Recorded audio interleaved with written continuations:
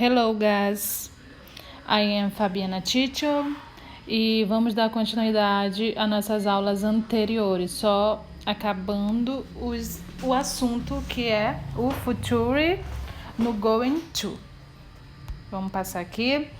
O going to, ele é usado para expressar um futuro próximo, algo que com certeza está prestes a acontecer ou que temos pelo menos a intenção de fazer.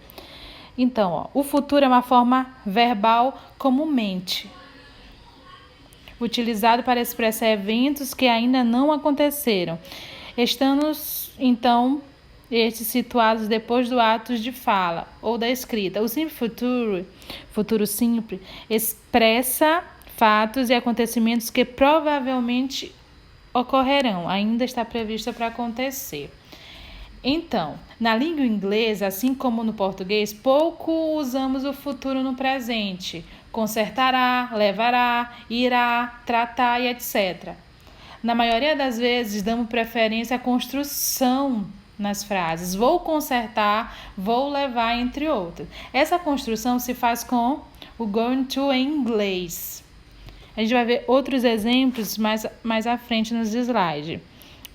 O futuro simples em inglês é construído pelo verbo modal ou auxiliar. O auxiliar é o you, ou pelo menos comum com o shall, seguido do verbo principal no infinitivo sem to. No futuro simples existem 3 formas. Quais são as formas? As formas afirmativa, negativa e interrogativa. Na forma afirmativa. A forma afirmativa se dá da seguinte forma. Primeiramente o sujeito, mais o verbo to be, mais o going to, mais o infinitivo do verbo principal sem o to. É um pouco complicado esse assunto, mas eu vou tentar passar da melhor maneira para vocês. Para formar uma oração no will future, basta colocar o verbo auxiliar. No caso, quem é o verbo auxiliar? O will é o verbo auxiliar antes do verbo principal. Eu coloquei esses exemplos aqui, ficaria dessa maneira. Exemplo: I will follow you. Eu te seguirei. Prestem atenção que o verbo auxiliar é o will. O will está antes do verbo principal, que no caso é o follow. Entenderam? Eu te seguirei. Outro exemplo. I will dream of you tonight. Eu sonhei com você essa noite. Outra vez, o will antes do dream. O dream é o verbo principal. O will, o verbo auxiliar, vem antes dele. Então, eu sonharei com você essa noite. Na maioria das vezes, o will é utilizado na forma abreviada, contrata. Essa contrata é uma forma abreviada, que a gente não precisa utilizar todas as palavras para a frase ficar corretamente. Então, continuando. Na forma negativa, a forma negativa é a forma mais simples que eu acho de vocês entenderem, tanto going to. Então, para usarmos a forma negativa, colocarmos o not após o verbo auxiliar, will, no caso. Então, mas primeiramente vamos voltar rapidinho, Eu quero falar para vocês como a forma negativa é formada. Ela é formada pelo sujeito, depois verbo to be, mais o not, porque é uma forma negativa, mais o not.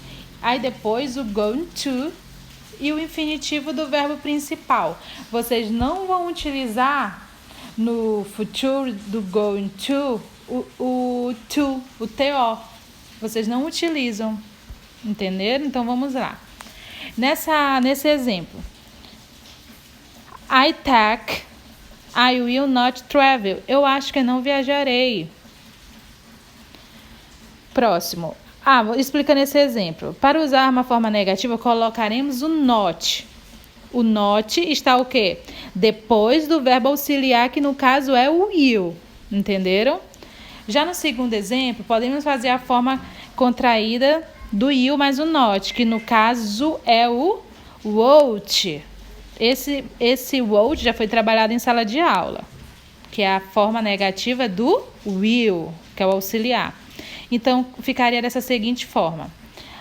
I won't travel tomorrow. Eu não irei viajar amanhã. O próximo.